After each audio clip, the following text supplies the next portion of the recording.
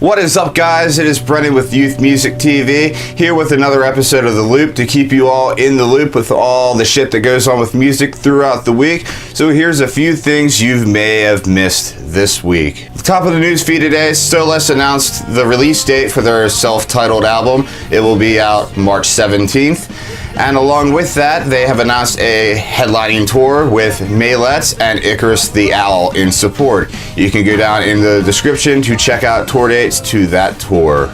Backwards had a few bones to pick with the political system, and they just about picked them all clean with their new single titled Self-Ownership, which features Franz from Attila. The song is off their highly anticipated debut album Veracity, which will be out March 31st. You can go down in the description to pre-order the album.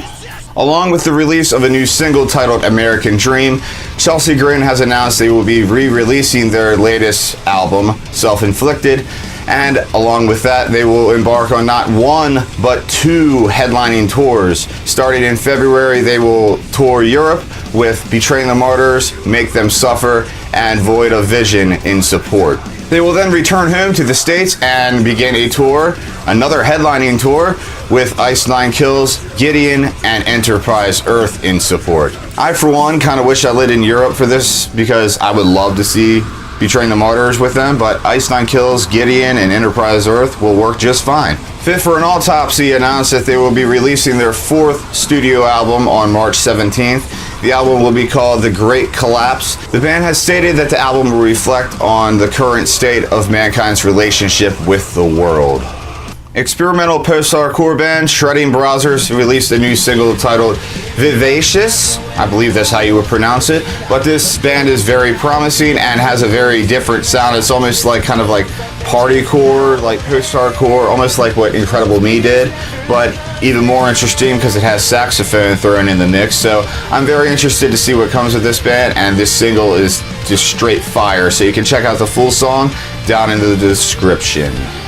After winning a vocal cover contest, Tyler Brown will now be fronting progressive deathcore band Croesus. And if you're familiar with this band and you checked out their debut EP Mount of Sacrifice, then you should be very excited to see what is to come next for this band.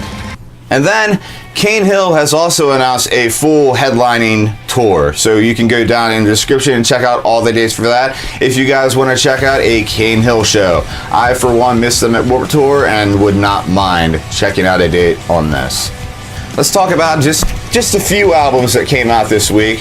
I'm going to talk about two just briefly. First one I want to talk about is the self-titled album by Palisades. Right off the bat, I already knew this was going to be very different from anything else that they've released, and it was mostly for the bad. I was a huge fan of Mind Games and their release before that, Outcast, and their EP. I always thought that Palisades was a very fun band to listen to. They mixed a lot of different elements together and made them just very, very interesting to listen to, and they were just very creative. This does not seem to be the case with their new album. There's very few songs I actually like on it, being Memories, Aggression. All the fun that was in this band seemed to have been sucked out. There's no really electric dance breakdowns anymore or it's just not a fun album, and overall I gave this record a 2 out of 5 stars. It was just not there, and it really let me down to kick off this year.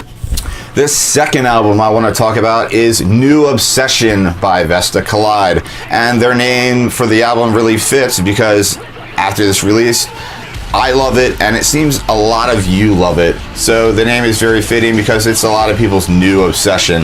The vocals are absolutely on point. This record as a whole is very reminiscent of like 2009 era Asking Alexandria.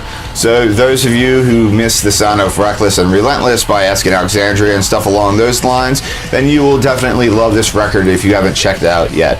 It just came out on Friday through Stay Sick Recordings, and it is great. From beginning to end, it is epic as fuck. So check out this record if you love great production, great vocals, and awesome fucking breakdowns. That is briefly what happened this week, guys. Let me know in the comments of any tours that you're excited for and what you thought of these two albums that I spoke about. Hit that like and hit that subscribe so you don't miss upcoming episodes of The Loop and all the other shenanigans I do here. Hope you all enjoyed. Let me know by hitting that like and let me know down in the comments what you thought. Peace.